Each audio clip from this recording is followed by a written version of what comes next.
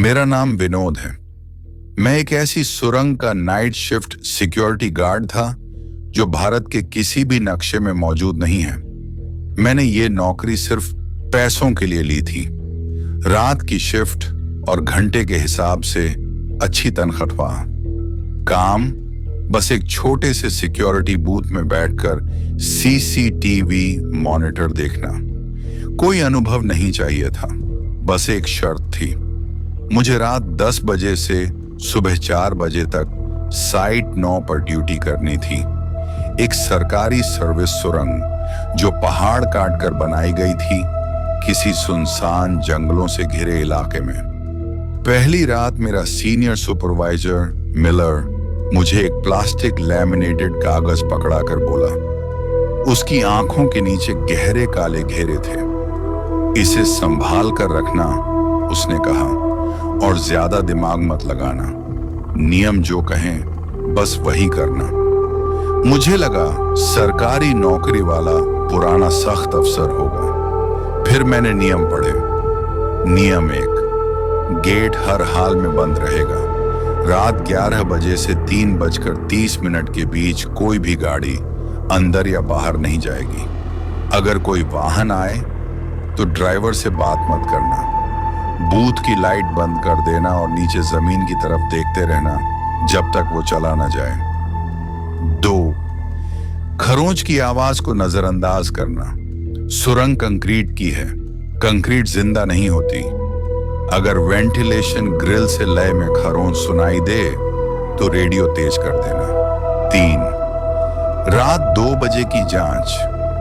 ठीक 2 बजे एक आदमी पीली रिफ्लेक्टिव जैकेट पहनकर सुरंग से बाहर आएगा। वो तुमसे सिगरेट मांगेगा। उसे सिगरेट दे देना। उसके हाथ मत देखना, उसके पास उंगलियां नहीं हैं। 4, आईने का नियम। अगर बूथ की खिड़की या शीशे में तुम्हारा प्रतिबिंब मुस्कुराता दिखे जबकि तुम नहीं मुस्कुरा रहे हो तो तुरंत बूथ छोड़ दो। बाहर बारिश में खड़े हो जाओ। उसे बारिश पसंद नहीं है। शुरुआती कुछ घंटे पूरी तरह खामोश थे, सिर्फ ठंडी हवा और जंगल की अजीब सी आवाजें। रात 11:15 एक काली एसयूवी गेट के सामने आकर रुकी। मैंने लगभग उससे आईडी पूछ ही ली थी। फिर नियम नंबर 1 याद आ गया। मैंने लाइट बंद की और जूतों की तरफ देखने लगा। पहले हॉर्न बजा, फिर हॉर्न एक डरावनी चीख में बदल गया। ऐसी आवाज जैसे लोहे की चादरें फाड़ी जा रही हों। पूरे 10 मिनट तक वो आवाज गूंजती रही। जब मैंने ऊपर देखा, एसयूवी गायब थी। मिट्टी में एक भी टायर का निशान नहीं था। रात 1:30 वेंट से आवाज आने लगी। ऐसा लग रहा था जैसे कोई लोहे की जाली पर अपने नाखून तेज कर रहा हो। मैंने तुरंत रेडियो ऑन किया। पुराना एफएम चैनल। आवाज इतनी तेज कर दी कि दिल की धड़कन भी दब जाए। फिर घड़ी ने 2 बजे बजाए। पीली जैकेट वाला आदमी सुरंग की काली गहराई से बाहर निकला। उसकी चाल अजीब थी। झटकों में चल रहा था, जैसे किसी ने उसे बांध रखा हो। वो कांच पर थपथपाने लगा। मैंने जेब से सिगरेट निकाली और नीचे बनी छोटी ट्रे से उसे दे दी। आग है? उसने भारी रुक रुक कर बोलती आवाज में पूछा। मैंने उसकी ठुड्डी से ऊपर नहीं देखा, लेकिन आंख के कोने से उसके हाथ दिख गए। वो हाथ नहीं थे, वो लंबी सफेद नुकीली हड्डियां थीं, उंगलियों की जगह। यही वो खरोंच थी। धन्यवाद कहकर वो आदमी वापस सुरंग में गायब हो गया।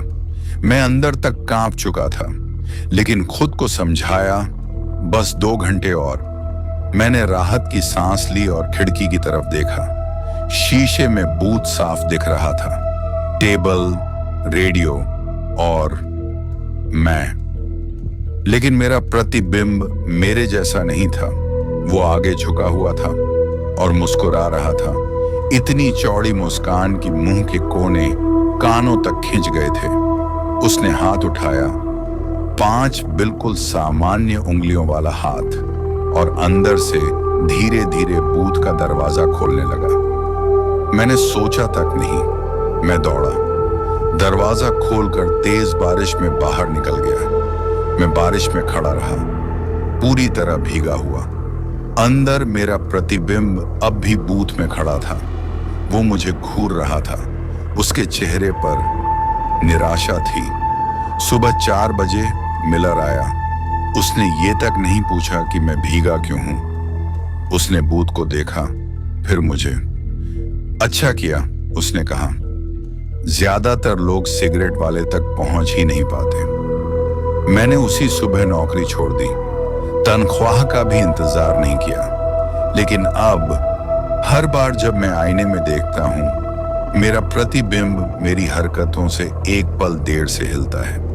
और कभी कभी रात की खामोशी में मेरे घर के वेंट से हल्की सी आवाज आती है। मुझे लगता है मैं अपने साथ कुछ वापस ले आया हूं, या शायद जो उस रात बूथ से बाहर निकला वो मैं था ही नहीं।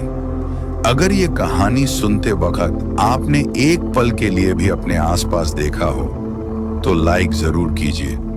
और अगर आपने कभी रात में आईने के सामने खड़े होकर कुछ अजीब महसूस किया हो तो इस वीडियो को शेयर कीजिए। ऐसी ही सच्ची लगने वाली डरावनी कहानियों के लिए चैनल को सब्सक्राइब करना मत भूलिए। मैं हूं विनोद और अगली कहानी शायद आपकी ही जिंदगी से जुड़ी हो। धन्यवाद। और आज रात आईने में देखते वक्त थोड़ा संभल कर